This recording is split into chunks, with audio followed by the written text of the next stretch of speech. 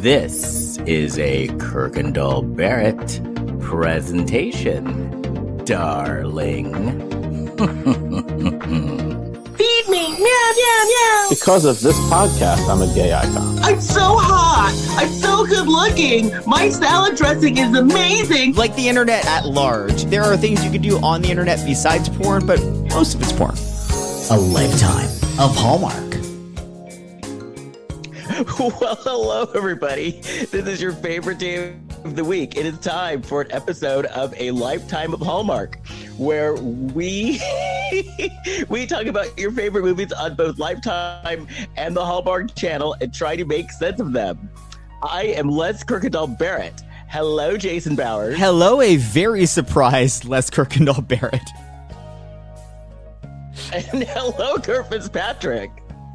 Well, hello, Les Kirkendall Barrett, and hello, Jason Bowers. We don't know what you're laughing at. Yeah, what's going on there, Les? And what's going on? I'm laughing because on Kurt's screen, so it was starting, right? And we had the music starting up, and then there was Golden Buddha that popped up on Kurt's screen. Oh, yeah, okay. this little guy. Yeah. Yeah, that. I didn't see that. But he was big. Oh, he just took you by surprise? What is this that? What does this particular Golden Buddha represent, Kurt? Oh, it's just a Buddha, that's all. I probably bought this in Toronto or somewhere, and he's always nearby. So there he is. All right. So that's why I was laughing. We could put this on the Instagram. What the hell is that? Well, he's providing so we're back for luck for a good episode here. Yes, I'll rub his belly. Yeah. I did. Yes. So Kurt said before we logged on, Kurt said that he was going to do something that was going to make me mad. Oh yeah, I'm dying to hear what it something is. I'm gonna do something tomorrow, and when you hear this, you're gonna get mad. What do you think? What are the chances are that I'm right on this? What do you think? Well, my prediction before defiling? the show was that you're going to take the Sex and the City tour so you can talk smack about it the whole time.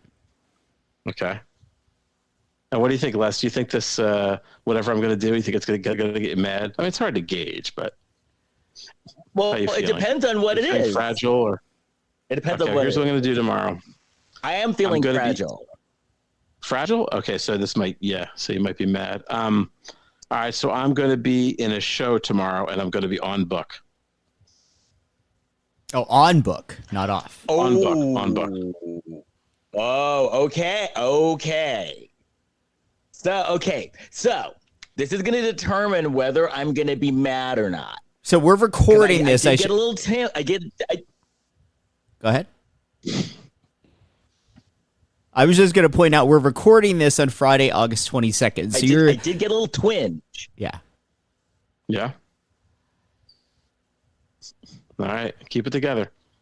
So what can you tell us more about this, Kurt? You being on book. No, what was that? Yes. What was that, Les? We lost what are the circumstances of you being on book? Oh, sure. Well, it's a murder mystery show. And generally we generally are in the show, like holding like a clipboard or some kind of book or something like that. And I will tell you that I used to be horrified by such a thing, but I have never seen an audience member care. They don't care that we are doing this. And the last show I was in, they gave me $100 tip. They gave each person in the show $100 bill tip. In addition to getting paid to be in the show. Yes. Oh, nice.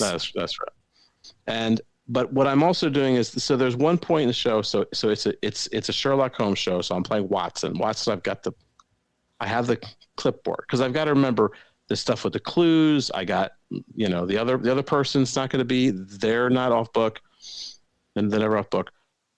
But there's another character where I have to play like a Blues Brother guy, and I learned all this stuff, but there's one part I have to sing a song where I have to insert all this information that I get from an audience member, and I'm like, there's no way that I'm going to be able to remember that. So I have that on little index cards.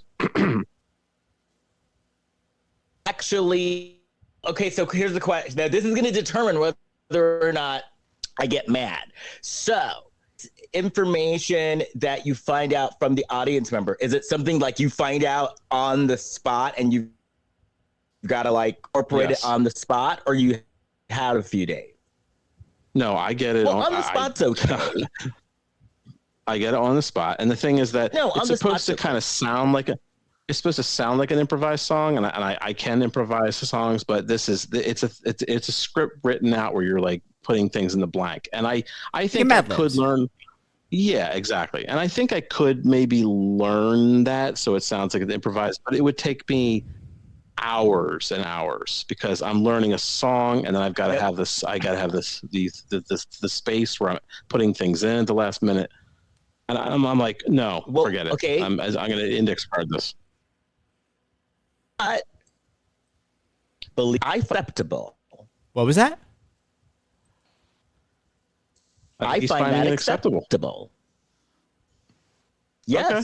Yes, I sign off on this. Well, that's good. No, I would only get mad if you were like, okay.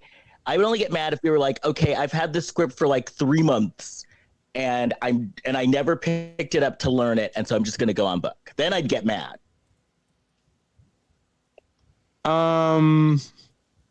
I have had it for some weeks. Wait. But I am busy. You I'm wrinkle. busy with things. Wrinkle. I'm busy with things. See, this was you had my support. Well, this was my chance where I sat down and said, okay, now I'm going to work on it. And then I didn't realize when I saw that last song, I didn't realize, because all the rest I've learned. Oh, if you've learned everything else and it's just the song, I think even now that's still acceptable. Okay. For the blues. I'll sign off on it this time. For the blues character. Now, I am playing Watson with a clipboard, but like I said, I explain why I have to do that. Because I've honestly done these murder mystery shows. I'll sign. No, that's fine. I don't know if people at home are interested in this, but actually, it's an inside look at the acting craft. But I've given myself an ulcer learning lines in these murder mystery shows, and then I go out, and the other person has no idea what the lines are. They're winging the whole thing, and I'm like, okay, here we are. That was a big waste of time. Well, that's not a considerate scene partner. No, it's not. I don't know if you. I don't know. I don't think you have, Jason. But Les, have you ever done these murder mystery shows? Because it's a whole other art form. No, I have not.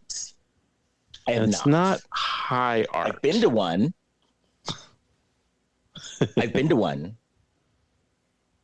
But I've never done them.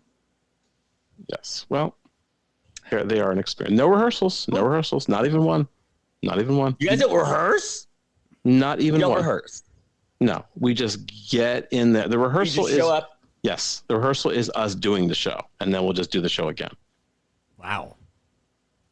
And we don't know where it's going to be. Sometimes it's someone's house. It's in their kitchen.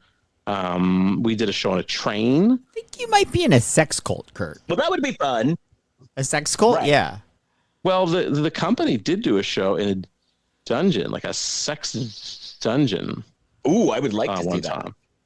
But I didn't get to do that show. So was the mystery did you find someone like dead in a sling? The mystery is who's the top.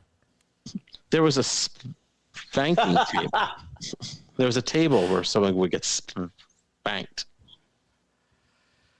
I would have been in that. I don't think that was a dinner theater type show you were doing, Kurt. I think that was just a interesting Saturday night. I would have leaned over the spanking table because I deserve, punishment for not learning my lines. So, but I didn't get to go to that one. I didn't get to go to that one. So, but if I did, I would, I don't know. Who knows what I would do? I bet Carlo from this movie would have been at that spanking table. Oh, yeah. Oh, good. I'd be there for that. With Carlo. Carlo was dirty. Yeah, he was. In the best way. Yeah. Yeah, I didn't see any reason for him to have his shirt off in that one scene. I saw every reason for him to have his shirt off, and every time he would put it on, I was mad. Excuse me, Kurt Fitzpatrick. Fucking dare you? He looks good with his shirt on. As a matter of fact, this was the movie. I love this movie because this movie, I was actually siding with the villain over the husband. I was to a point. Well, like he offered something. Until I started yeah. Like the husband had not slept with his wife in 3 months. No. And she was begging for it. She really was. Yeah. Wow, he was writing a novel. She literally was like, basically like, please have sex with me. And he's like, no. We never saw him actually writing the book. No, because he was too busy withholding sex from his wife. Yes. And he was mean about it. So I have to go write my book. Like, well, how much are you writing your book tonight? It's like 11 o'clock at night. I'm like, well, what are you going to write tonight? Like, you can't carve out like 5 minutes for a quickie. And she would and she would have settled for one. She would have settled for a quickie. She could sit on top of that while he's banging out a chapter. They could do, and all that at once. You know, I'll get into my when we start talking about the movie, because the husband was a very good-looking guy.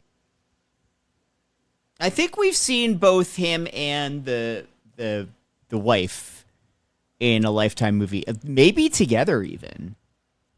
Well, the wife is famous. Megan Good is pretty famous. Wasn't she in that movie about the singing group? Was she in that one? The 5 Heartbeats? No, we watched a Lifetime movie not too long ago, and it was about these two like best friends that had like a singing duo, and then they had a big falling out, and then like 20 years went by. No, you're talking about the Jackson 5 movie. I don't think that was Megan Good. I don't think that was Megan Good though. Okay. But Megan Good is like very well known.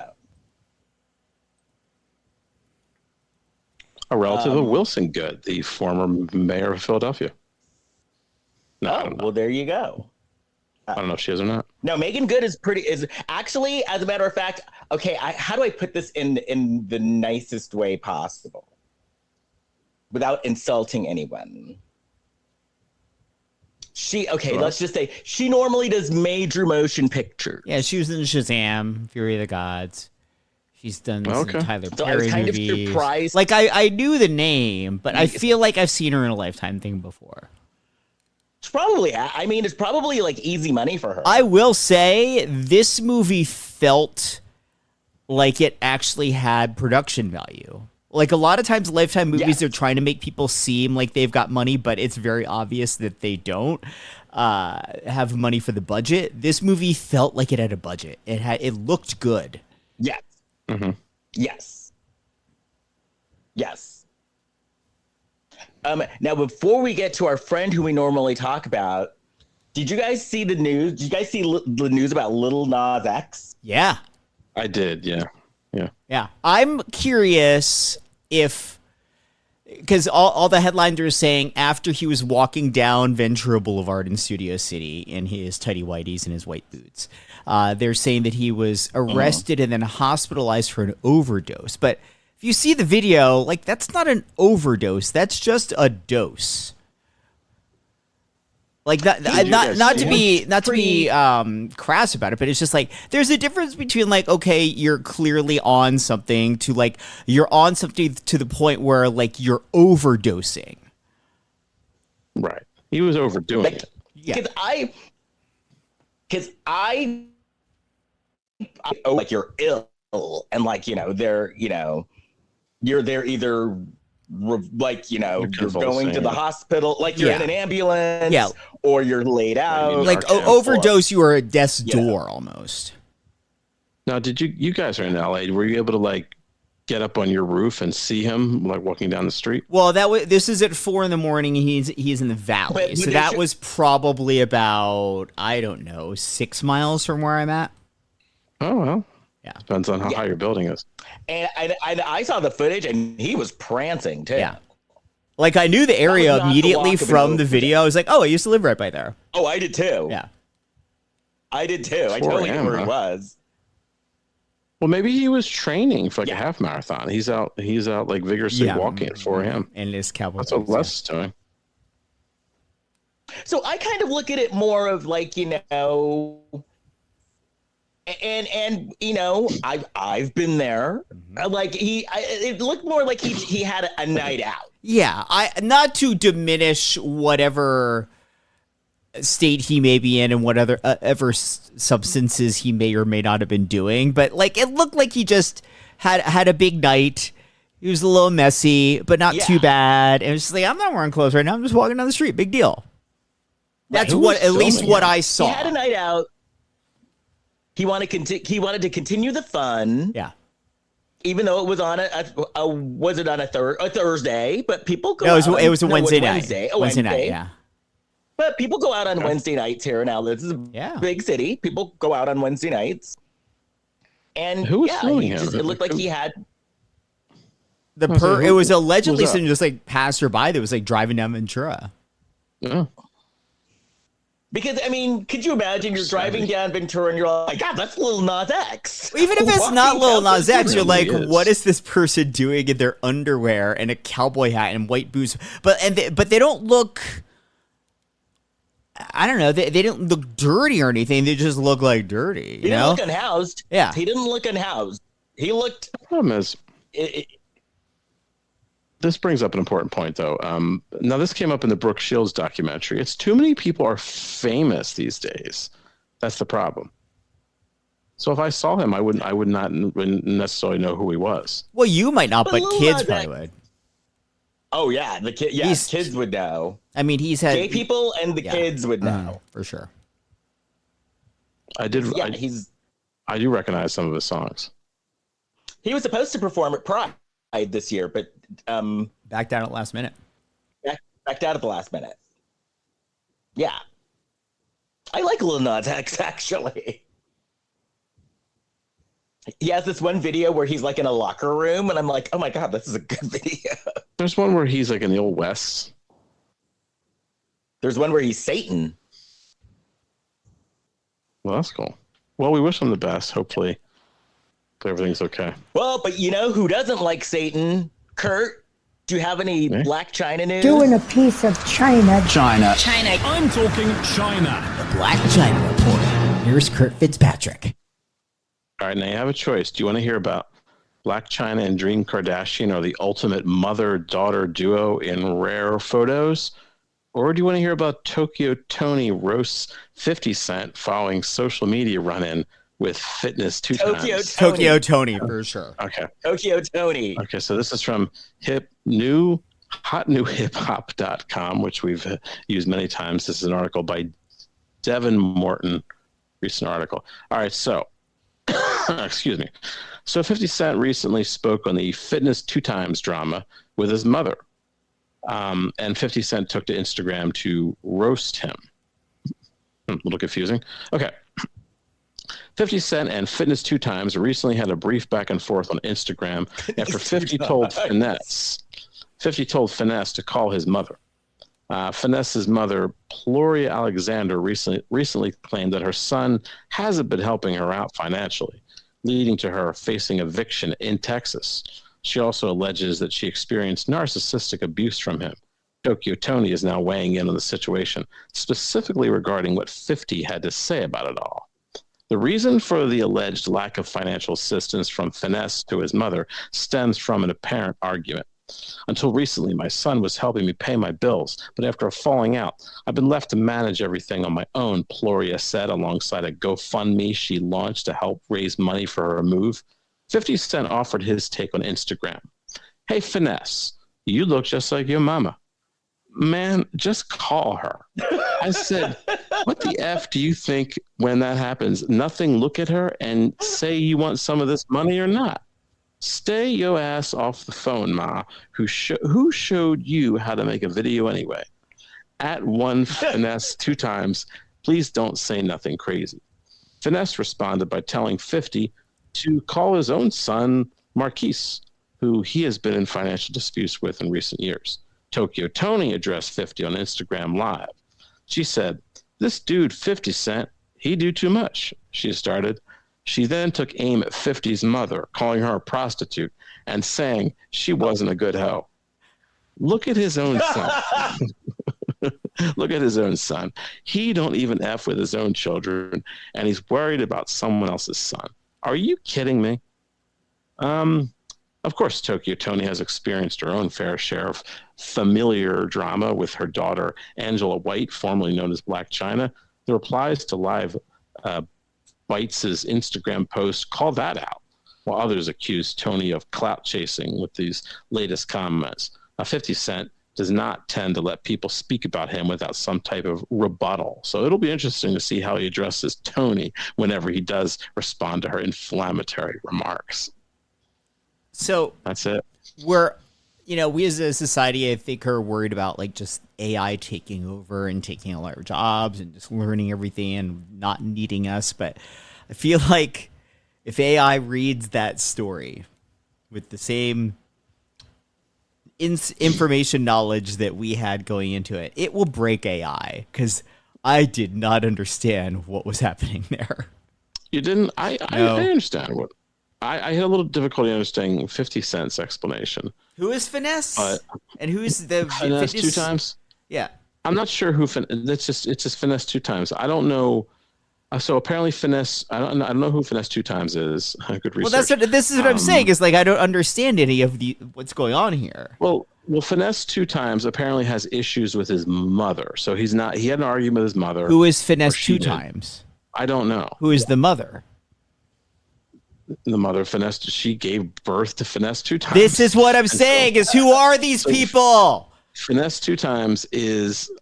Are these characters on and just like that? Like, we're just writing in random characters and we're supposed to know who the fuck these people are? Who are these people? No, if they were a character on just like that, I don't think that they'd be putting any articles about them. But... You see what I'm saying? Like, you did the story and you don't know who these people are. Listen, I told you earlier in the show, I'm busy. I'm doing the best I can. I'm skating by. No, I just think Finesse two times. No, the point is that Tokyo Toni went after 50 Cent because 50 Cent went after Finesse two times because he's having issues with the mother. So she says, but who are they to 50 Cent? Like, why is this a story? She starts to look this up. Yes. And then Tokyo Toni called someone a bad hoe. That was 50 Cent. But my point being is that these are all like ancillary characters upon ancillary characters, and none of it makes sense. It's going to break AI. This is our chance. I'm getting it right now. Finesse two times. All right, Finesse two times is 33 years old. What does he do? Well, he's on Wikipedia. Is it Finesse or Fitness two times? Finesse. Finesse, okay. Okay, so here he is. His real name is Ricky Hampton. He's an American rapper from Memphis, Tennessee. He's best known for his 2022 single Back End, which entered the Billboard Hot 100. He's noted for his thunderous voice and motivational statements. Does he have a connection to Fitty or to Tokyo Toni? Like, why is this a story? I guess, didn't it say he's got an Instagram or a podcast or something like that, and 50 got involved? Look, we have an Instagram and a podcast, but we're not beefing with 50 Cent. Right. Well, I think we are now, because this is a controversy. Look, you know who are the main characters now. I supplied all that information. I do not. I did. Look, I saw The Room. Just because I've heard the name Mark doesn't mean that Mark is a character that lives in my head. Hi, Mark. Hi, Mark. I just told you who Finesse two times is. I've already forgotten. Don't get this. Listen, I don't think Walter Cronkite, went into this level of details in his news. Pretty sure he did exactly that. One could say, no, we don't want to go that far. Look, even if Walter Cronkite were questioning it, Andy Rudy sure as fuck would be. Andy Rudy. Who is Finesse two times? Yeah, real contemporary. Did you ever notice? Did you ever notice Ziploc bags? And why is he beefing with 50 Cent? Did you ever notice? Did you ever notice mashed potatoes? How do they get that way? And then Tokyo Toni would be like, say what?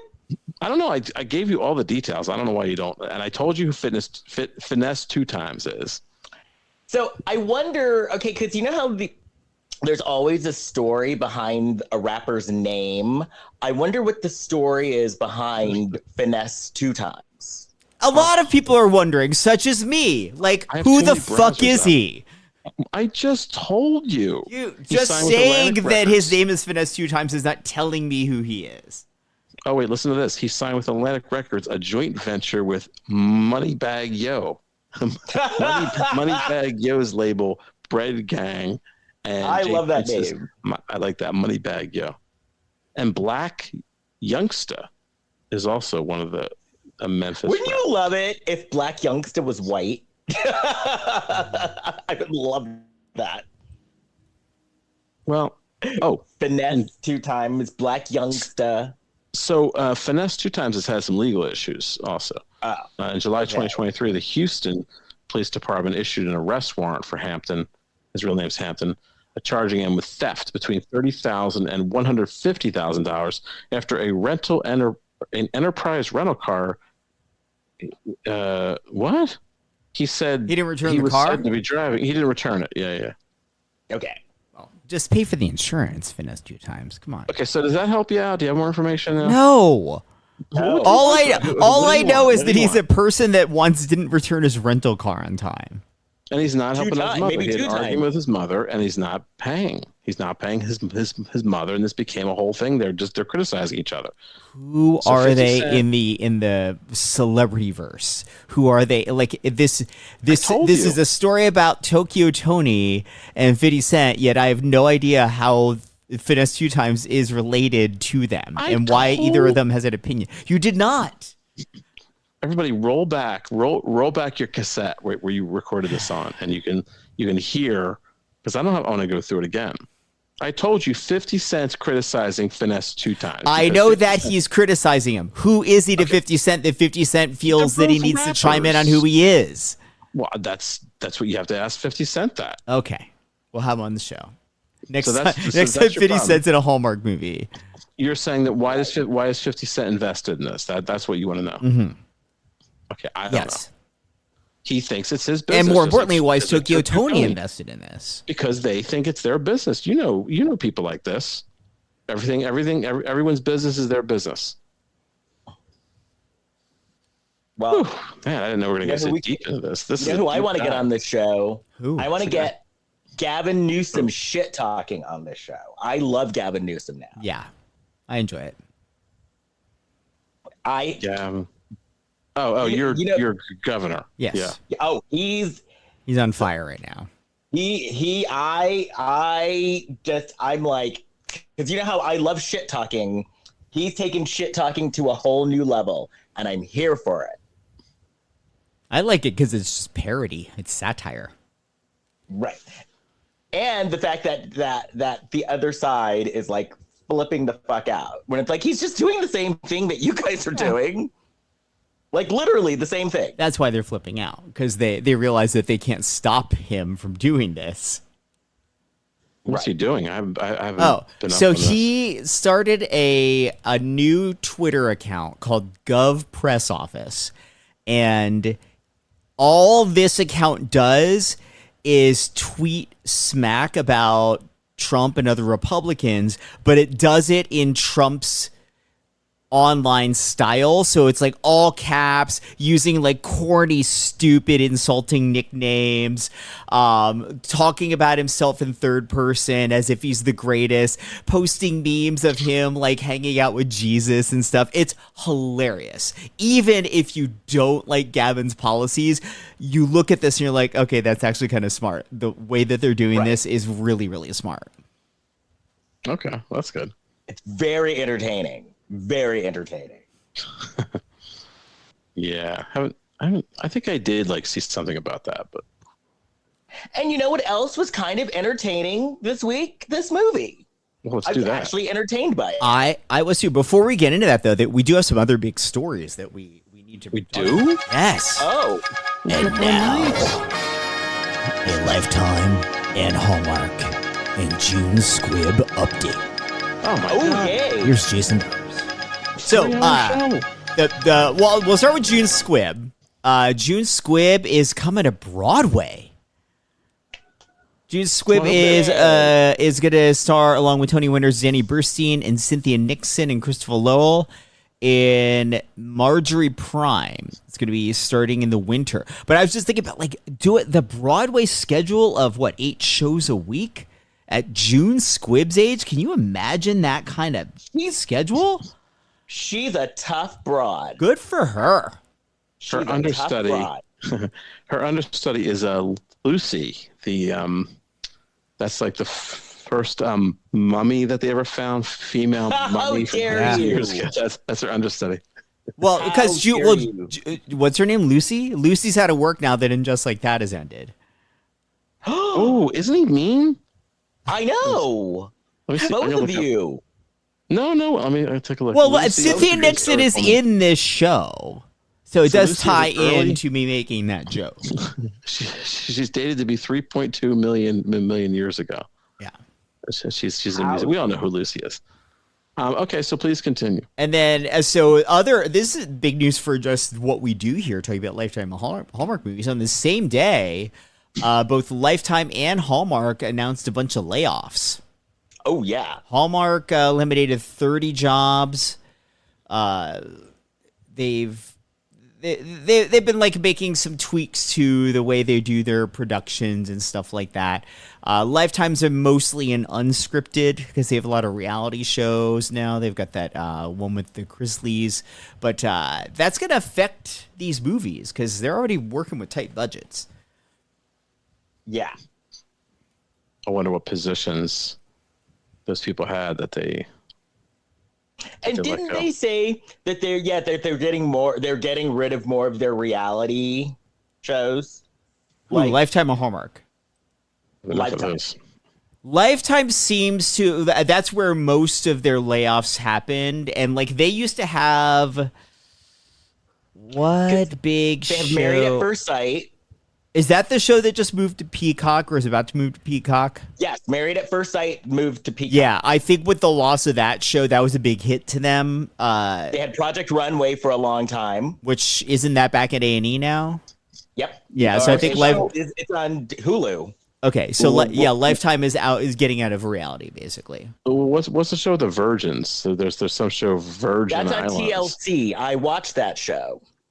Is it on Hulu too? Because I think the Virgins is on TLC, and then they probably either re-show it on Hulu or Peacock. But the Virgins used to be on every Sunday, and it's about 40-year-old virgins. I don't think they're that old, are they? They're between 35 and 40. Oh, okay. Yep. I watched the show. Well, look, if Lifetime's going to do more original movies, I'm here for it. Especially if because this one, I think it wasn't my favorite movie we've ever watched, but I thought it was fairly well made for a Lifetime movie. Yeah, and like I said, I thought it was entertaining. Yeah. All right, let's get to it. Enough of the news stories. Yeah. I hope that because we haven't seen in a while, we haven't seen a Wrong movie in a very long time. Yeah, they did one last year. Has June Squibb ever been on Broadway? I'm gonna say she has. Yeah, she started on Broadway. She started on Broadway because she was a theater actress before she was famous. She was around for 30 years before she became famous. She was in Wit. She was in The Real Thing, The Women in Wit, and she began a Gypsy career when she was young. Yeah, 1959, a Broadway production of Gypsy. Yeah. She was in Waitress. I saw Waitress. So yes, she had before she became famous, she had a full theater career. Cynthia Nixon is going to be in the show with June Squibb. That's what I said. Yes. All right. Miranda or what is her name on The Gilded Age? Mrs. I don't know. She's Christine and Christine Baranski may have hard launched a new relationship. Oh, what? with who? With a lady. My God. With a lady. I didn't know Christine Baranski played for the other team. No one knew. Okay. This She news is for one that I all hear of us. that, and I'm like, oh, I'm not surprised by that. But I'm surprised that we just never heard that before. Wouldn't be surprised. I think this is the first time that anybody has ever heard of it. Well, good for her. It hard launched today. All right. I once saw With a Chris younger Baranski. lady with a 26-year-old. Look like you go, Christine. 26. Wow. Go, Christine, go. No, I once saw Kristen Baranski at the opera at Lincoln Oh, really? Center. Yeah, I love her. but I worked with her Anyway. too. Oh, you've worked with Christine Baranski? Well, of course, on the Good Wife. Oh, that's right. When Juliana Margulies was not so nice. Well, Now, was Was Christine nice? sure, yeah. I think Julianne Margulies, in all fairness, I might have the same level of patience at sometimes. So, but Yeah, but Juliana Margulies is kind of known for Margulies. her, not being so nice. she's fine. Let's say. It's a tough job. It's a tough gig. I'm sure if we asked Archie Punjabi, she'd have a lot Being to say. nice. I'm being nice. Because you know who Archie. Anyway, No idea. I have no idea. Who you're talking Archie Punjabi, you are more than welcome to come on the show, and we'd love to talk to you about it. Oh, she's eating King Princess. about. I know Archie Yes. Andrews. Yeah. Not Who? Do you know Juliana. who This King is Princess Christine. is? I'm losing focus. Okay. Do you know who King Princess is? No. She's that queer artist, So, a singer.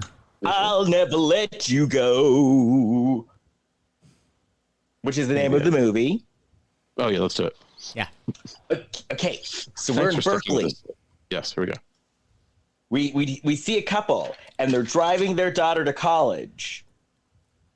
And Tom, the husband, is immediately annoyed with his wife for taking pictures. No, because he wants to know if that's where he can park. But he's very kind of, prissy about it. I like on the screen, it says, this picture is inspired by real stories.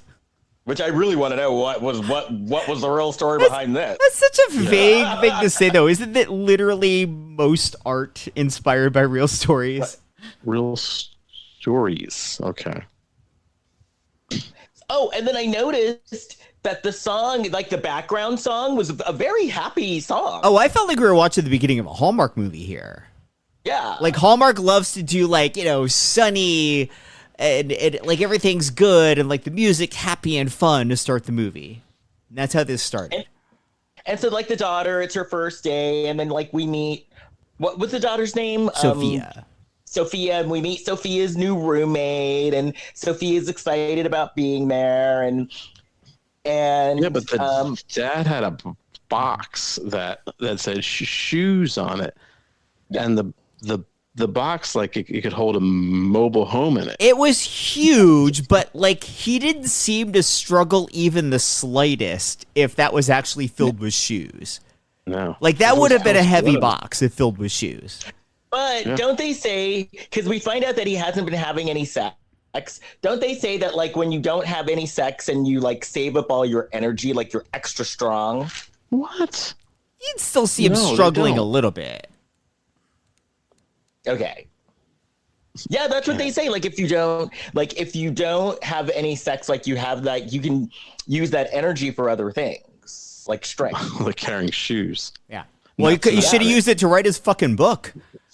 Right? Not tonight, honey. I got a box of shoes to carry tomorrow. And speaking of his book, that's all he talks about with Emily, his wife, finishing that book. Oh, well, so much for those shoes. They're going to have to carry themselves. Yeah.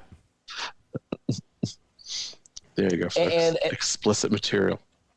And so they're talking about being empty nesters, and he says that, like, he was a stay-at-home dad because Emily was running an art gallery, and he says now that Sophia is gone, it's his time for him.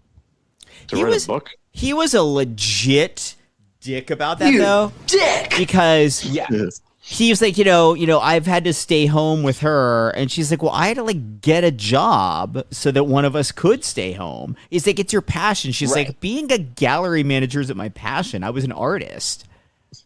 But why couldn't he write his book at least during like the second half? I understand when she was an infant, maybe not having time, but like when she's in school during the day, from like elementary onward, dude, use your time. No, and especially high school. Especially like after she's like a junior in high school. Yeah. He could have got a job at that point. Right. So they live in Napa. This is like Big Little Lies with black people. Right. Seriously. Like the look of the movie was. Yeah. So, she goes to walk the dog and she gets home hoping to like get it on in their new empty house, but he was asleep on the couch. So then we were at the gallery and Emily shows up and she has like a very sassy gay assistant. Byron, very sassy. Mm-hmm. He called her mama. Yes. Hey, mama. Welcome back to work, mama. Ugh. So condescending. So then we find out that the artist that was supposed to have an art show like pulled out, but they found a new artist and his name is Carlo. Mm. And Carlo shows up and Byron is instantly digmatized. Who wouldn't be? Oh, I was. Carlo was hot. I wasn't even there. Yes. Byron says he wants to lick you like gelato. Yeah. Byron's an HR nightmare. Seriously. Sure is. Oh, Byron's an HR nightmare. Emily turns out to be an HR nightmare. Sasha too. Yes. Well, it is an art gallery. I mean, they should have, let it be a little bit lax. Yeah, Sasha's her coworker. So everybody is like, so Carlo is there and he's sexy and Italian and he's ready to do good artwork and everyone's into it. So then Emily's at home at the end of her day and she's talking to Tom, and Tom had like stank face to the point that Emily's like, am I boring you? Yeah, he had asked her about her day and then just totally ignored her. Yes. And then he's like, well, all I can think about is my writing. It's like, have we seen you write? No. No, we haven't seen him write one word. He's always thinking about it, though. Just an asshole. Maybe he's dyslexic, and this movie was a warning signs that we should have looked out for. So what does that mean? My hypothesis was there was another kind of DL that I suspected. Oh. Did you think that at this point in the movie? Yes, because the reason why I was thinking this was he was very attractive. B, she wasn't doing anything wrong or bad or even being annoying. And it seemed like he just had like a hate on for her just because. And she was practically begging for sex. Begging for it. He was turned on by this novel. Right. He looked at her like she was gum on the bottom of his shit. Look, it's also possible that just Emily is really bad at sex and he knew it and he's like, I don't know. Oh, boy. Well, she was even willing to get drunk. How bad can you be? I don't know. She might just be really bad at it. Like, as far as we, the audience, know, they've only done it one time. But you can learn things. Well. All right. Well, she decides to go to take a bath instead, and I loved their bathtub. She did? It was, I don't remember taking yeah. It was one of those old-fashioned bathtubs, like the separate sort of bathtub. And she's in her bathtub, and she is dreaming about Carlo. Oh, yeah, she takes a bath, but he has to go right. Yep. So, just to right or wrong. So then we're back at the gallery, and we're getting ready for the art show, and the boss, Margot, says that if this art show doesn't do well, she's going to have to close down the gallery. Yeah, this was kind of absurd to me because we learn in this moment that Margot has been using her own money to keep the gallery afloat, has never mentioned this to anyone before now, and now it's like, oh, it's go time where we close. And her solution to this problem is to hire Carlo, a man who has never done a gallery show in the States and only has 7 pieces he feels comfortable putting in a show, even though they need 20 in like 2 weeks. Right. And so she is like, she tells Emily, well, hey, why don't you go convince him to make 10 more pieces? Oh, great. So 2 things we can deduce already in this movie is that Emily might be bad in bed and Margot is bad at business. Right. Well, I don't agree with either of these. I think that Margot is like over dramatic. I think she probably says this each week. Oh boy, this is it. We're going under. No, because they were all surprised. Like, really? This is new. Right. So then she's like, Emily, go convince him. And so Emily goes to convince him. At his loft, which the gallery is paying for. The gallery that's going bankrupt is paying for this very nice loft in Napa. He could do very nice loft. He could do this work in the gallery, probably. Well, I guess he's saving money because he's doing his artwork with no shirt. Yeah. Which isn't necessary at all. No. I don't think it was hot. It was extremely necessary. So because you don't want to get like paint on your He's shirt. not painting. He's doing photography. Well, what if he decides to change medium while he's doing his art? Let him do his art. You're talking about if he was in like a red room or something like that, and he used like that photography liquid. And it's easier to hold a camera without a shirt on. Yes, it is. I don't understand that. And you don't want to wear like a bright color shirt because then the light's going to reflect off of it and screw up your subject. Right. I mentioned, finesse 2 times, and I'm given all kinds of questions, but nothing, my questions for this aren't being resolved. We know who Carlo is to these people. We know why he's in this movie. We know why he's without a shirt. And that's because they have an audience of people that want to see him without his shirt. Like me. And me.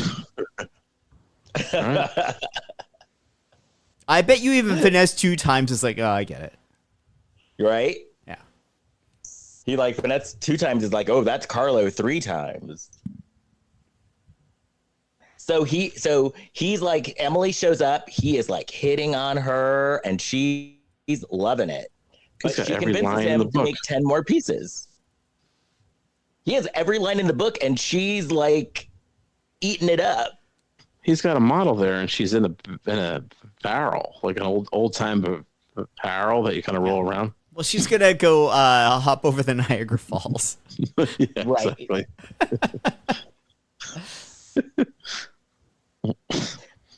So then he agrees. He agrees to make 10 more pieces, and she leaves feeling sexy because she has this husband that doesn't give her the time of day, and all of a sudden there's this sexy Italian man who is just like putting on the moves, and so she leaves like I still got it. Yeah, didn't he ask her if she wants some danger? Yeah. No, he tells her. He says, "You are starved for entertainment. No, for attention. You're starved." And she is. Where's the lie? Would you like a glass of vino? Where's the lie? No. I say this with love, Kurt. The accent you just did there sounds a little bit like Madeline Kahn in Flaming Saddles or Blazing Saddles. Flaming Saddles. It's true. Yeah. Yeah. Well, then get ready to hear it again because I'm sure it's going to come up later on. So then Tom and Emily are at a dinner party with their empty nester friends. And one of the friends who I thought that we were going to see more of, because she was like the divorce lawyer? The archetype, the horny friend archetype. She was there. I think we got a little bit of that from Sasha in The Office. True. Sasha. Oh yeah, Sasha. I think it's Sophia. Okay, so the one guy is a therapist, and his wife. I guess that's his wife. She's a divorce attorney. Correct. Yeah. Okay. And very horny. And Well, everybody is on their own, on some level. Yeah. So Emily at this dinner party gets a little drunk. And she's like, they get home. She's drunk. She wants Tom to have sex with her, and Tom's like, nope, gotta go. Why? He's going to write a book. He had time to go out for his dinner party. He wasn't reading Right. right then. He's like, nope. That's a lame Gotta excuse. go. Oh no, I've got to go write my novel. And then this is when she's like, you haven't had sex with me in 3.5 months. And I was like, 3.5 months? Oh my God, that's awful. Yeah.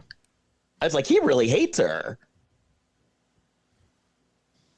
But Because in order for you to not have sex with your spouse in 3.5 months, you've really got to hate them. That book has got to be something else, though. Yep. That's got to be some J.D. Salinger shit. So Emily and Tom have a fight, and at this point, I'm on Team Emily. So then, the next day, Emily, yes. Emily goes to check on Carlo. She goes to Carlo's loft to check on his work. Oh, bad idea. And once again, Carlo is putting on the moves. And after being rejected by her husband, who hadn't had sex with her in 3.5 months, she's enjoying the moves that Carlo was putting on her. As she should. Right, because Carlo was sexy AF. Yeah. Keep in mind, we're also now at 3 months, 16 days. Right. Things are getting worse. They're getting grim. And so Carlo asks her if she's happy. She needs to run. Then he tells her, you're one of those women who give little to themselves, and he is just working her hard. Yeah. He's doing a kind of shotgun approach, though. Like one of these things he says is going to hit. Oh, yeah. It's definitely throw everything at the wall and see what sticks. And it went bing and hit. Yeah. And the next thing we know, they're hooking up. And it must have been really good because they fell asleep. And so then Emily wakes up. It's midnight. She's doing the walk of shame out to her car. And yeah, it's 12:07. Yeah. Got a ticket on the car, though. Right. Yeah. So the next morning, Emily looks very happy. And her husband makes her coffee, which is the least that he could do since he's not having sex with her. And then she gets a call from Carlo later, and Carlo's like, where did you go? I was going to make you breakfast. I was like, oh, well, that's nice. It's going to make her breakfast. Her husband made her coffee. But normally, like, when you turn a trick like that, it's like, get out. And he was like, most of the time you want a person to leave. And he was like, why did you leave? Why did you leave? I was He's going to clingy as fuck, though. Yeah, he is. He's very neat. I was going to make you a bowl of honeycomb cereal. 2%, 2% milk. A bowl, 2% milk. a bowl of indiscriminatory berries. What berries? Indiscriminatory. He has a little trouble with the language. So then Emily's feeling a little guilty, and then And then what was her coworker's She drank name? coffee. Her Sasha. Sasha was like, okay, spill the tea. And then Emily gets a look on her face like, oh shit, what do you know? But then, Well, she spilled. and then Carlo calls her again. Carlo's like, I need to see you. I can't work. I need you. You're my inspiration. Oh my God, everybody's obsessed with work on some level. But then I love that Emily was like, no, I can't. No, I can't. Okay, I'll come over. Yeah. So she goes to Carlo's house and he cooked her dinner. What's interesting here is that he keeps making her food. He made her carbs, and then they fuck after eating. There's some people that are like feeders. That's a thing. Right. They like plumping people up. He must be into that. Feeders. Yeah. Yes. I've met a feeder, and he was like really muscly, and his boyfriend was like very large. Yeah, he's trying to fatten her up. Kurt, do you know what a feeder is? I mean, I'm getting an idea, and I think that's the whole idea I need to get. It's not disgusting in the way you think it's disgusting, but it's still disgusting. All right, go ahead, I guess. Yeah. The night shot anyway. No, it's just they literally like will feed their partner constantly with food because they want them to get fatter. They're like a chubby chaser. Who are these people? The feeder that I knew, like I said, he was like very muscly and fit. But he was really into feeding guys, feeding heavy guys. And he ended up being on like, what was he on? He was like, he was on like Maury. Jeez. Yes. He was. Are there women that do this? Because I could see a short-term relationship like this. I bet there are. I'm hungry. I'm sure there are. I'm skinny though these days. Well, no, don't you have the perfect BMI? The perfect body. Yeah. No, Yeah. well, the perfect body mass index. Yeah. So I don't know if the feeders would be interested in me. Well, I'd be they maybe they would be. Yeah, because they need to plump you up. They'd fatten me up. Yeah. All right. Well, we'll see. Like you would be like, I could see you being like, you remember how like Hansel and Gretel, like they went to the house that was made out of candy and like they ate the house. I could see you, Kurt, like finding a house made of cake and you're like eating the house. I would eat a cake house. Yeah, I'd like to be held in high regard like that. But you agree, Jason? You'd also eat a candy house? No, a cake house, not a candy house. Oh, a cake house. Yeah. I'd probably eat a cake house, especially if I needed to find my way out. Yeah. Okay. These are good things. I'm learning things about myself and others. Oh, so then Emily tells Carlo about her husband, but then they have sex again. Oh no. So how many times? But then this is no. Well, he's a horny guy. He's an artist. He's like horny. But then we see it start to take a turn because she's sleeping and he takes his camera out and takes a picture. And it was like, here we go. Can't do that. I did think it was funny that this very famous photographer, his like very candid photo that he takes of her, he uses like a camera phone and not his professional camera.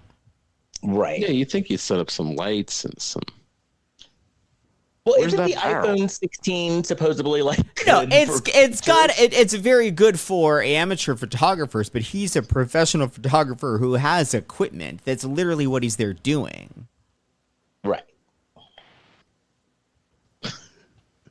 And especially the way the photo is used later in the movie, you would think it would have been a professional grade camera photo. Right. Well, if he was one of those feeders like you're talking about, instead of Ansel Adams, he's Hansel and Gretel Adams. Oh my God. That was something else. You like that? Yeah. Yeah. Yep. That's where we stand. Then Carlo, she goes back to the gallery. Doesn't Carlo shows her the picture he took of her, right? No. There's a big reveal. Oh yeah, he doesn't show her then. Oh, so they go out dance. So Emily goes out. It's Sasha's birthday party. So they're out with Sasha, Byron. Wait, you kind of jumped ahead there. Oh, wait. Oh, so what did I miss? So she's at the gallery after this. Then Carlo shows up. It's 2 days before the opening. And this is where he tells her he took a photo of her while she was sleeping. I took a photo. Yeah. And she's upset. She's like, I've got a family. He's telling her he wants to run away with her. Clingy as fuck again.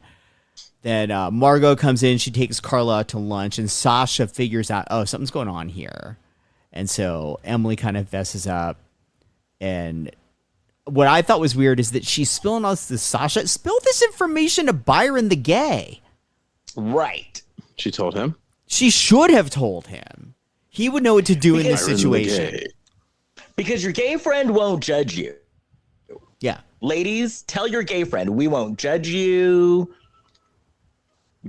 Give you words of encouragement. I mean, I'd judge. Even a few tips. I would judge. You judge? I would judge I my think there's some friend. judgment. I would love them, but I'd judge them at the same time. But I would still give her helpful tips, too. Yeah. Okay, but what happens if that no judgment? Because then I'd be like, girl, at least he's hot. It's like judgment light. Yeah. Yeah, it'd be like, get it, but just like be careful. It's a good It sounds kind of clingy. judgment. It's a nurturing judgment. But get that dick. Right. That's all you care about. So then it's Sasha's birthday, right? Not yet. So she's at Or home. they're at the club. No, not yet. Yeah, so- She's at home. Tom made her pasta. Well, he made mac and cheese. Mac and cheese. Whoa, that's hardcore carbs. Yeah. Well, now everyone's a feeder here. Right. That's a year. And he mentions he took her coat to the dry cleaner, found a parking ticket. He already paid it. And then he's like, hey, and remember you were talking about we could take cooking lessons together? I've been thinking about that. And now he's actually probing her like, hey, why are you being so weird and distant? And so she's like, well, because I'm not getting any D. Yeah. And also it's Sasha's birthday party. And he's like, oh, go to the club. Go to the what? The club. Go to the club. That's how I said it. The curb. And still he's showing interest, but he's still not giving her D. No. That's all she really wants. Like, she wants the love and affection too, but, you know. Isn't he a little worried about his wife going out to like a club like this? Well, he's not giving her any D, and he's obsessed with writing, so he just wants her out of the house. Chapter 1. Yeah, because what's funny is he does encourage her. He's like, oh, it's Sasha's birthday, go. And then later when she gets home, he's pissed that she's drunk from having been at the club he told her to go to. It was the best of times. It was the worst of times.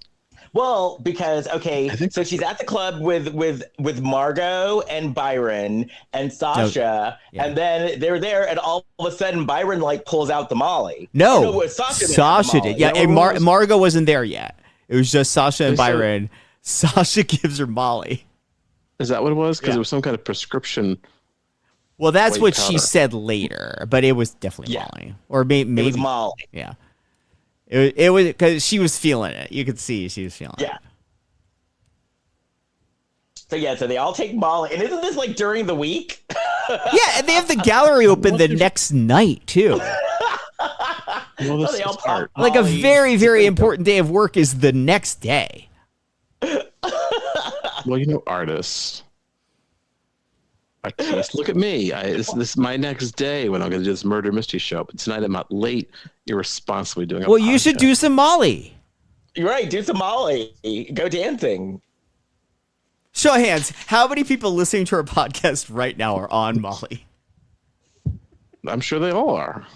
Good for they made you. this far. Wait.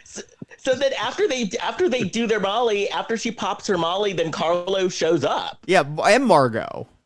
So Sasha's a dumbass because Sasha invited her boss when she's going to be doing Molly. What's wrong here? And is Margot trying to get something happening with Carlo? Because she's like taking him out to lunch and stuff, and now she's showing up with him there. At the very base minimum, he's an important person for her gallery. But I could also see a world in which she's like, "Hey, I brought him over here, and I'm like building his career. I want some D." Right. But then it's like a little of both, because then you woo, especially a client that came from that far away, you do woo them. Yeah. Because they're making you money. And especially in her case, he was saving her business. This guy's got a lot to give. He's like Warren Beatty in Shampoo. So at one point, Emily goes to the bathroom and Carlo follows. Oh, okay. And I wrote here, because like her Molly's hitting, he's hitting on her, and she's going, no. And I wrote here, Carlo knows nothing about consent.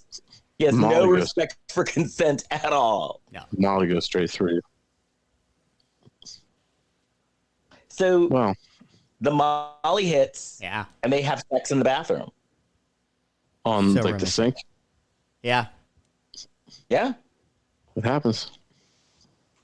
Then they finish. I've made admissions on the show. And she walks out of the bathroom, and Sasha catches her, and she thinks Sasha's going to lay into her, but Sasha's like, nope, your daughter was in a car accident, Sophie. And then, Emily goes home. Probably. She's a freshman in college. She probably was.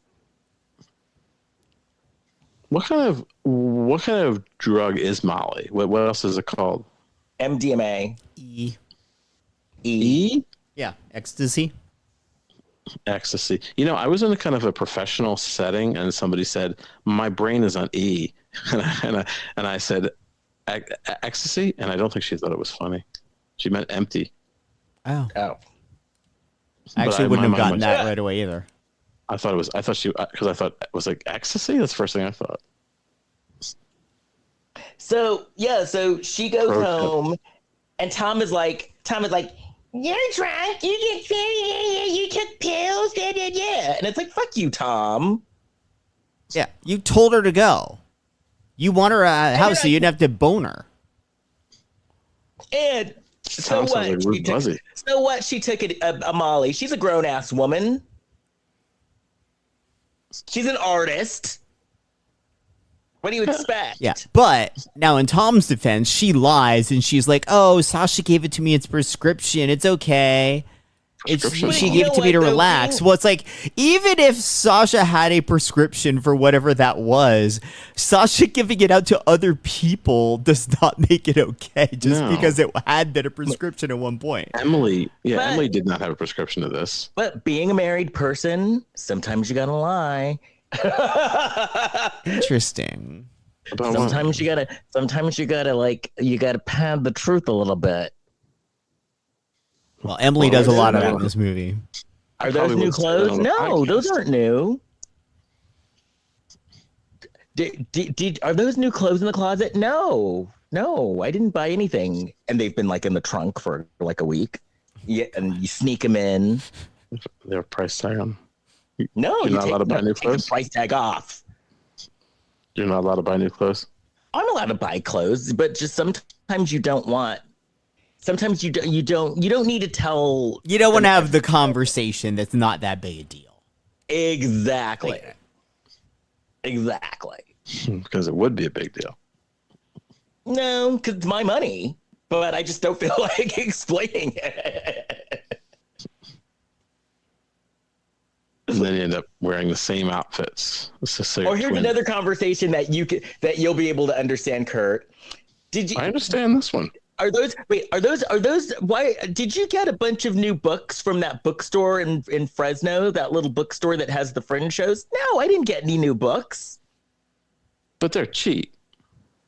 You buy they're books after you've been told we don't need any more books in the house. Oh, you always need more books. Right, exactly. But sometimes you got to just sneak them in your house. He listens to the show, doesn't he? No. Not all of it. Okay. He does listen. Hi, John. You know, I will say, I have to watch what I say because there's somebody who listens to this show like he's Gene Hackman in the conversation. And just the fact that I said that's going to come back to me. Oh, is that Jason Dubray? Hi, Jason. Oh, great. Hi, Jason. I'm just kidding. I didn't mean him. I meant someone else. No. Hey, Jason, are you doing Molly while you listen to the show? No, Jason, we have to do our Steven Spielberg podcast. That's all. And I've been meaning to write to him, but now you're going to find out here. I have to consolidate my time. You know what I got to tell you as a married person, though? Yeah. I never knew that stuff that I used to watch Lucy Ricardo do, I would actually do. Like stomp grapes? Or like, sneak in or, I told you not to do that, but I did. That conveyor belt really did get kind of crazy. Isn't it kind of cool that was done on like live television? Somebody was like operating that conveyor belt. Yeah. It's amazing. Lucy Ricardo it's like amazing. That is like, you watch that today. That is like top level physical comedy. Lucy Ricardo is the patron saint of married people that want to be kind of sneaky. Anyway, let's keep going. So anyway, People are getting in trouble now. So the husband is like, and so they go to the hospital, and this is where I wrote, I think Tom might be on the down low. Oh, okay. Downloaded literature. Yes. So they so we find out that Sophie basically she had whiplash, but she wasn't like badly hurt. And then I wrote, wow, they have a lot of parties in this movie because the next day is a gallery opening. Yeah. And Margot was there, and Margot is actually happy because like most of the stuff is selling. Actually, everything sold except for one thing that we're going to see soon. Yeah. And then Margot though does throw a little shade at Emily because she suspects something's going on a little bit. And then Tom and Sophie show up. Ooh. And Carlo goes and meets them. Carlo goes and meets them. And Emily, I wrote, Emily is a cool mom because even though Sophie is underage, Emily lets her have a glass of champagne. I actually thought that was a plot point that could come back to bite her in some way later. The champagne? Yeah, because it was almost like the actress that played Sophie just did a little ad-lib there, like they were at the end of the scene and they just kept rolling, so she said that. So then Megan Good as Emily just went along with it, and she's like, okay, just one. But it was weird that the daughter was like, oh, I can have champagne too? And the daughter was on painkillers. Yeah. Oh, really? Oh, that's bad. These people are irresponsible in so many ways. They are. And I love this. So Margot goes to give the speech, and she's going, "Join us, join us." What's that? What's she from the movie Freaks? Jesus. One of us. Carlo gives his speech, and he says, creativity is about making mistakes. Oh, as soon as he said that, I knew what was happening. I knew immediately. Because then he's like, presenting my biggest mistake. And there was a curtain over a picture, and the curtain goes down, and it's a picture of Emily. Laying there, face down, naked. Now, this next part, I don't get Margot. I think Margot was out of line. I do too. What is she? Oh, she fired her. Yeah, well, okay. So first of all, this was an art piece, right? He could have easily, Emily was right. Like, he could have easily deep faked that. Like, easily. Photographers do that all the time. Even if he didn't, like, she was sent to Carlos's place to, like, chop, chop, we need your art. And he delivered. She was providing content. Yeah. Also, it's a piece of art. Even if she would have known, like, it was a piece of art, so there was nothing wrong with it. Yeah, there was something wrong with it because she didn't give consent and she didn't know, but Margot didn't know that, and Margot took it out on her. It was weird that the print they used from his iPhone, though, had some notifications about some unread Facebook messages. Right. Yeah, that was sus, as the kids say. Yeah. But then Margot and Margot Margot was out of line. And also, Margot was out of line because Margot fires Emily. Well, for all you know, since all of his other pieces sold, there could have been a big donor there that would have gladly bought that piece. Yeah. And I think she was still selling it. yeah. It may have been jealousy too, this Margot, since she may have had the house for her. Oh yeah, Margot wanted the D. So that could have been part of it. Very rash decision though. So yeah, so and then who did Carlo say the truth shall set you free? Did he said that, right? I think Somebody- so. He said you can't get rid of me that easy to Emily. Somebody said that before him. I think that was in a Scandal song. Wasn't that a band for a while? Scandal. Patty Smythe. Yeah, they had a song. I think the truth will set you free. She complimented my shoulders. Patty Oh, yeah? Smythe. Yeah. I was posing for What a did photo she with her in the early 90s, and I think I was wearing a sport coat that had, very padded up here. And she, had her hand, right there, and she's like, yeah, you have nice shoulders. I think she even wrote it in her autograph to me. You're all Oh, thanks, Patty. I thought you were going to say she wrote it in her autobiography. Yeah, I was like, wow. no, she autographed met something to me, and I think she Jason wrote nice shoulders. I met Jason Bowers and he had nice shoulders. Yeah. Hey, I'll tell you what. I got one. Al Pacino had to lean on my shoulder one time, or he was going to fall down. Oh, really? Wow. Yeah. He needed start to get yelling? his balance. No, he needed to get his balance, man. I was the foundation. No, he didn't know who I was. He just kind of walked by, and I was an extra in The Irishman. And he's like, you over there, let me lean on your shoulders. I'm going to lean on you, because or else I'm going to fall down. So the next day, Emily's pissed. Carlo calls her and she's like, you motherfucker, you got me fired. And then we find out from Sasha tells Emily that Carlo's girlfriend got a restraining order against him because he was stalking her. So then Carlo starts trying to turn the tables on Emily, and he's like, you used me for sex. Yeah. Which is kind of true, actually. He seduced her, though. True. Please. Yeah, he's like, did you ever think about my feelings? It's like, no. Was I supposed to? So then, because he's at her house for this, so then he goes and he keys her car. Yeah. Yeah, he shows up to her house. Yeah, he keys her car. So then this next part, Tom did not have a leg to stand on. You think he'd have three. Well, you would think. But he's all upset because he's like, well, did you sleep with him? And it's like, well, you're not sleeping with her. You can't get mad if she goes and sleeps with someone else. You haven't slept with her in 3 months, 3.5 months. But also, she then fucking denies it. You've already fucked up. Just own it at this point. But I wanted okay. See, and I wanted her to say, oh, go ahead. I was going to say, I was thinking legally, you kind of be a little careful what you might want to say there. But I wanted her to say to Tom, well, you haven't slept with me in 3.5 months. Have you been going to glory holes? Jeez, Les. That's a little too much. It's true.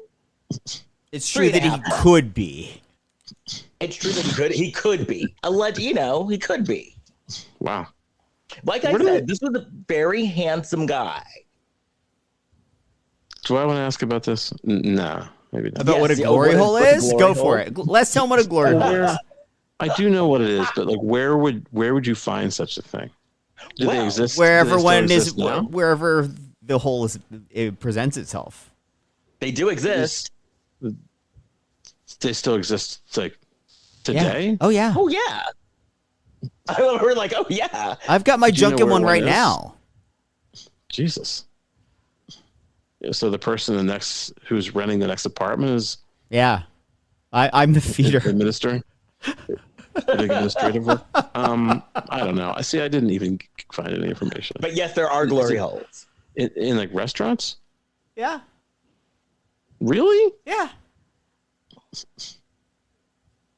What kind? What do you mean, what kind? What kind of restaurant? In and out. I guess that's a little too obvious. No. Yeah, what kind of restaurant? Like a Vietnamese, Italian? I would family style? assume at all different kinds of restaurants. Really? I wonder if I've ever seen one. I just didn't know it.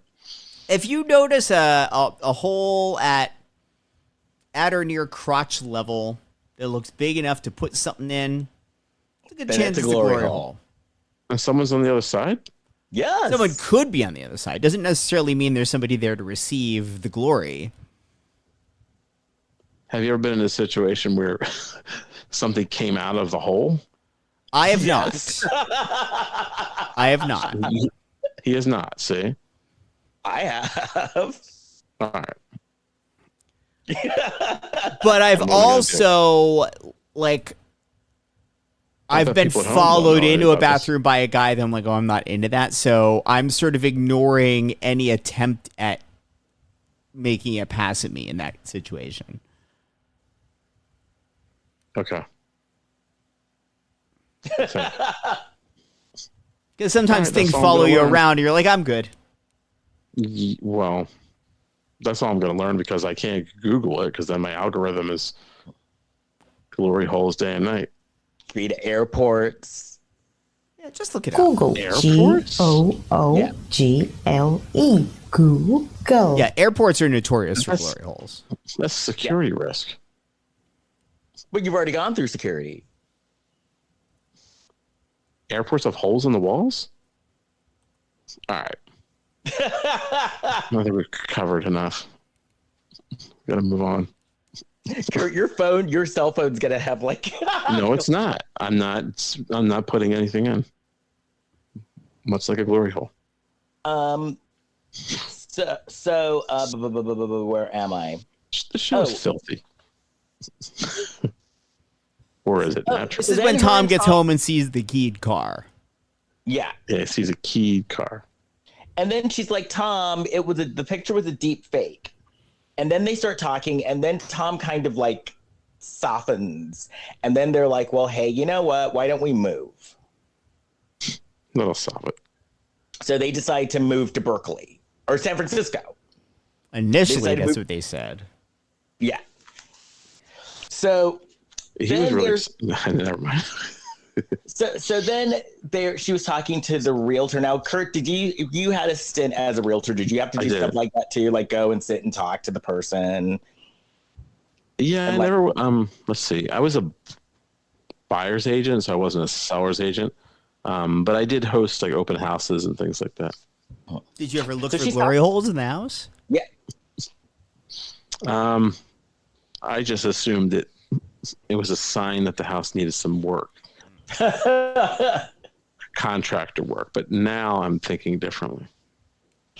So she's talking to the realtor, and then Carlo comes over to look at the house and pretend like he's just looking at the house and pretend like he doesn't know Emily. Yeah, that's really weird. Boundaries, bad boundaries. And then he tells her, "You look familiar." And she's like, "Oh, I just have one of those faces." And then he wants to meet her husband. Yeah. And then she And says, then- well, he's not here. And the realtor says, well, I thought you said he is here. At that point, if I was her, I would have said, yeah, but this is weird. I think he needs to leave. Yeah. Like she didn't need to tell the real estate person like what was the deal, but she could have been like, actually, I know this guy. We need to have a private convo. Right. So then later she's talking to Carlo. Like she goes, where do they meet? They met somewhere else. She went to his house, right? Or Yeah, she goes to his Because when- place again. Why does he And- still have that loft? Oh, no, this is different. This is his home now, I guess. No, I think he's still in And the so loft. Carlo Good is- question. I think he's still at the loft. No, but it's being rented by the gallery, right? Yeah, but yeah, there's the there's opening of like the- small holes of logic in this movie, about the Holes? size of a glory hole. That yeah, could be a generous size. like that big. I'm So going to be on the lookout. I mean, So then she's talking Yeah. to Carlo, and Carlo is like, "I can't live without you." And she's like, get over it. And he's like, leave your husband. And she's like, no. And then he's like, give me a kiss. And then he tries to kiss her and she slaps him. And then she maces him. Well, he says, if I get a kiss, if I get a little kiss, then I will leave you alone. Now But do I Madeline love that. Kahn. That's not Madeline Kahn. No, I said do That's Madeline Carlo. Kahn.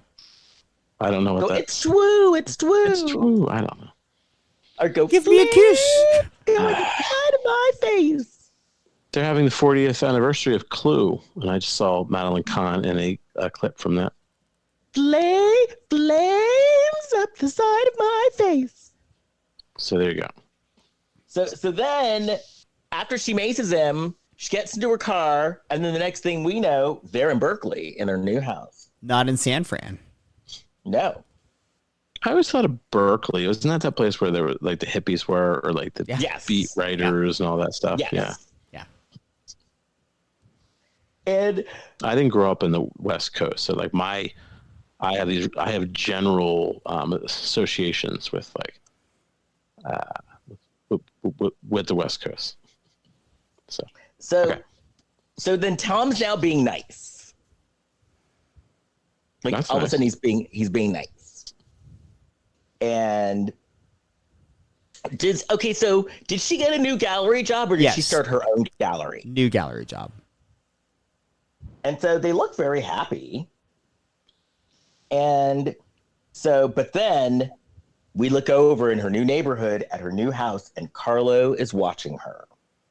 Again, clingy as fuck. Yeah, it's bad news. Like you drove all the way to Berkeley just to stalk someone? Right. So then he's like watching them. He's harassing them. And so they call the cops. And then we have lazy Lifetime cops. Well, they called the cops because Carlos stole their dog Bodie. Oh, that's right. Broad daylight. It looks like the shaggy DA. That's what the dog looked like. Remember that Dean Jones? Yeah. When the police come over, and I love when what's his name? Tom? Is that his name? Yeah. Yeah. He starts explaining about the picture, like the deep fake picture, and the cops are looking at him like, okay, that doesn't sound real. Your wife convinced you that, So huh? Okay. So these cops actually were nicer than our normal Lifetime cops. Yeah. And so they tell the cops about Carlo. We find out that Tom has a gun in the safe. And then Tom gets mad at her and he asks her, how many times did you have sex with him? And it's like, well, Tom, you didn't have sex with her. She's just counting on her fingers. Well, let's see. It's that time. That's this time. Wait a minute. No. Can I? Glory go hole back? only counts as like a third. Right. Glory So then hole. Tom This is a dick time- too, because he was going to go and tell the daughter that Emily had sex with Carlo. Now, does hand manipulation count? It does. Okay. That's it like does. a half. That's not a full penetration. Okay, I kept my dress on one time. We can't count that, can we? Oh, all right. That brings it to 7. Let's see. Well, it depends. Did you stick it in? You got it in, then that counts. Yeah, but I was So- clothed. So he says he's going to go tell Sophia. Then he kicks Isn't- Emily out of the house. Which wasn't she the one paying for the house? Yes. No, the money's. I don't know. There may be a mutual account. So then, meanwhile, Sophia is at school. She's like walking with her friends. And then they all see Carlo, and the friends are all like, hee hee. And Carlo is like, Sophia, come with me. Yes, Sophia. she wants an internship.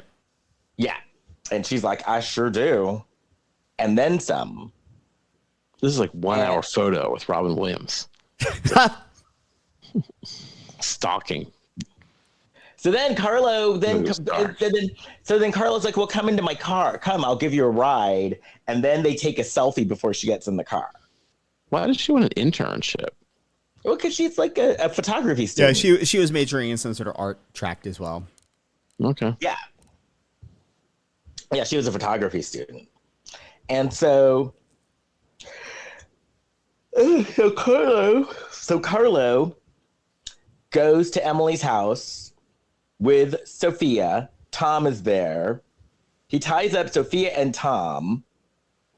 And I love the fact that he keeps on slapping Tom, just slapping him.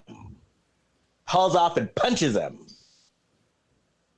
And so then he ties up Tom and Sophia, and then he goes and starts packing a suitcase for Emily. How does he know what she wants? She wants in a suitcase. Well, he's controlling, so he picked the outfits that he liked. I don't think he's like, I know her taste as much as I know everything. I'm going to decide for her. I want to see her in this. Because he seems like he's doing it very quickly. I mean, it's not like they're going to need a lot of clothes together. So while he's up packing, Emily comes home and discovers them. And so she's hiding in the living room. And she calls 911. And so Tom comes, or Carlo comes downstairs, and Emily's like hiding in the kitchen. Mm-hmm. And then like he comes down and he just randomly like kicks Tom in the face. And he has a gun. So then so he takes Emily out like to the car. Tom like unties himself, even though he had zip ties on. And then he unties Sophia. Then he has a knife at one point. Mm-hmm. And then he and Tom, wait, who starts fighting with who? Carlo starts fighting with... They're all kind of fighting with each other. Because at this point, like, Emily had convinced Carlo, hey, Carlo, I'll leave with you. Just leave my family alone. So they're, like, getting away. Like, she's basically trying to save them. That's when Tom and Sophia get loose. And I think Carlo maybe has second thoughts and goes back in. And then fight ensues. Ultimately, Emily ends up shooting Carlo with Tom's gun. Yes. And that's when the cops arrive. And Sophia's reunited with the dog. Yeah, they bring back the doggy. And then months later, Tom's book comes out. And it's called The Empty Nest. No, this isn't self-published, is it, after all this time? It looked like a legit book. It was a hardback book. And she did the artwork for it. Yeah. Which, frankly, should have been a picture of Richard Mulligan. Yes. And Dinah Manoff. Yeah. And Kristen Richard Mulligan? And Joe Isuzu. What was his name there? Yeah, Joe Isuzu. David something. David Leisure. David Leisure. Yeah. And Mark Overall. Because the book is called The Empty Nest, Kurt. I know. I'm just naming cast members of was on that. Sophia was on that show too. Yeah. Estelle And Getty. Blanche, because Blanche would always go and try to sleep with the dad. Really? Yes. The dad would come home. The dad would come home and Blanche would be in his bedroom. I think Estelle Getty may have been a cast member after the Golden Palace left, like an actual build. Yeah, then she moved in. Yeah, because then she became and a then cast I think she may have also then been a cast member on Nurses, this spin-off of Empty Nest. So Yes, I with Lonnie think she Anderson. played that character as a series regular on 4 different shows. Yeah. Wow. Because then that's right. Nurses was a spinoff of Empty Nest. Yeah. Oh, really? With Lonnie Anderson Christy as like the head McNichol? nurse. Christy McDowell. Who's the other woman on Empty Nest? Dinah Dinah Manoff. Manoff. Okay. I did used to watch that show. Yes. I used to like that show. Same.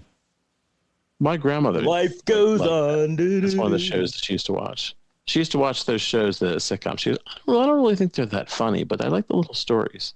But she did think that one was funny. We had a good time. My my grandmother and I watched the Family Ties episode where Mallory was going to marry Nick, and Michael J. Fox says like the little kid. That's when what was the name of the little kid on the show? Andy, played by Brian Bonsall. Andy's upstairs, and Alex P. Keaton says, he goes, Andy. He goes, Mallory's going to marry Nick, and little Andy goes, hey. So we thought that was really funny. It brought joy to our lives. Andy. Well, Hey. next week is a Hallmark week. And this time next week, I'm going to be in Sweden.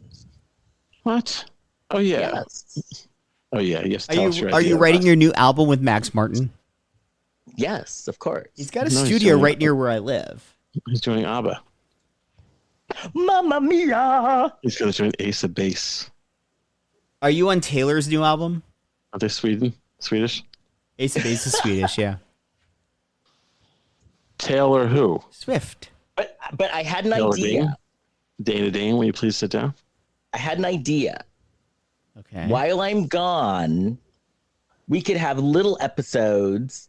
And what I would do is I would call you guys and you can fill me in on what's going on in pop culture in America while I'm gone. Okay. I'm down for this, although I do feel like you're going to be more plugged in than we are, as you generally are. But, you Swedish know, blocks the pop culture news. but then we'll find out like what made the news. Like, what if, for example, like I was over in Sweden right now and Lil Nas X didn't make the news over there? Okay. And you'd be like, oh my God, Lil Nas X was walking down Ventura Boulevard in a tidy whities and boots. And I'd be like, wait, what? Yeah, I don't know if that would hit worldwide news or not. I guess I'll find out when I get there. Because people, it's one thing about like people bring stuff up. So people will ask, so. Look, I know because of Inside Edition and Entertainment Tonight. You watch those shows, you got your things, got everything covered. So yes, that could be good. I can call and get my updates on pop culture in America. Okay. All right. And I could tell you the trends, or what's going on in Sweden, like, is You're like Jamie Lee Curtis in Trading Places. Yeah, for sure, from Sweden. Remember that? And John is actually coming with me, or he's meeting me there. Well, I wouldn't leave him at home. He might look through your closet. You better bring him along everywhere. Go through my closet. He's got to find those new clothes. Well, I'll be getting new clothes while I'm there. As long as you keep a close eye on him, he won't be able to get in there. Oh, the shopping will be done before he gets there. Nobody listens to the show today because we're all going to be in trouble. Well, I did see the downloads, and I think we're pretty close. No, I shouldn't say that. No, we're good.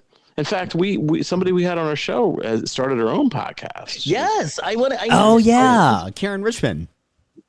I need to. Yeah. I want to send her an email because I'd love to have her back. Yeah. And I dropped the ball in getting we were going to get Natalia Grace on the show and not talk about any of her history. And I have a strategy on how to get her on the show, but I just kind of dropped the ball on that. But I can start it up again. Yes. Yeah. And who's the other woman who's in the news? She just has like a Netflix show. Now, Natalia Grace is kind of not as hot.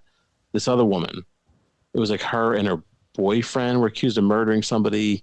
And now she's got a show. Who is it? Alex something? Well, now the biggest losers like the hot thing on Netflix now. Do not promote that fucker. Who? Which one? Fucking Jillian Michaels. I don't want that fucking piece of trash on our show. Oh, but I used to take Bob Harper's exercise class for years. I've heard good things about Barry's. Bob. That's at Barry's. Bob used to teach at Barry's, and I would take his Barry's class. I don't know those people. Bob Harper? Yeah, he taught at Barry's boot camp for years. I think this simmered down. I'm sure there's a Barry's boot camp near you. Barry's boot camp is everywhere now. I went to one in London. Barry's boot camp. Okay, well, we'll do that. We'll keep you informed with what's happening. Abreast. Here. But I guess we could still watch a Hallmark movie before I go. I guess. Do we have any? You know what? I've noticed, like, Lifetime has had new movies coming out, but Hallmark for a while didn't have anything new coming out. Well, So, yeah. I mean, I'll check for this weekend, but like for a couple of weeks, like they didn't have anything new coming out really. But, you know, Labor Day is next week, so it might be like Labor Pains Month or something. Ah. All right, well, we'll figure it out. Okay, yeah, we'll get Anyway, enough of the behind the scenes. Okay. if you want to get a hold of me, you can find me on Instagram at Kirkendall or on my website, leskirkendallbarrett.com. Jason. Please, wherever you listen to your podcast, rate and review us. Give us 5 stars. It helps more people find the show. Subscribe to us as well. You can also follow us on Facebook, Instagram, and Threads at Lifetime of Hallmark Podcast, on TikTok at Lifetime of Hallmark Pod, and on Blue Sky at Lifetime of Hallmark. And you can find me on Facebook, Instagram, Threads, TikTok, and Blue Sky at Big Shot Jason. Kurt. Oh, I'll just promote our friend of the show, Jason DeBray's podcast, the Shelf Shedding Movie Podcast. And we'll be on it. I think Les said he's going to be on an episode soon. And I recorded some episodes. So I am going to be on a Barbara Streisand movie episode. I'm sure you're going to listen, Kurt. Yes. We're going to talk about Barbara Streisand movies. I would be nuts not to. And if you are in Gothenburg or you know anybody in Gothenburg in Sweden, I'm going to be doing my show, The Real Black Swan, Confessions of America's First Black Drag Queen, as part of the Gothenburg Fringe Festival at the Jest Theater. And it is going to be September 3rd, Well, just go to the Gothenburg Fringe website. But I'm going to Sweden next week. I want to see what language they speak. They speak Swedish. But I'm in an English-speaking theater. I won't know that. Scandinavian. Yes. Like the Vikings. Okay. Well, that sounds like fun. Do people in Sweden speak English? Oh, 90%. Yeah, a lot of most people do. I was in Stockholm for New Year's Eve, and most people spoke English. Okay. All right. And so I'll talk to you guys next week. Bye. Bye. Bye.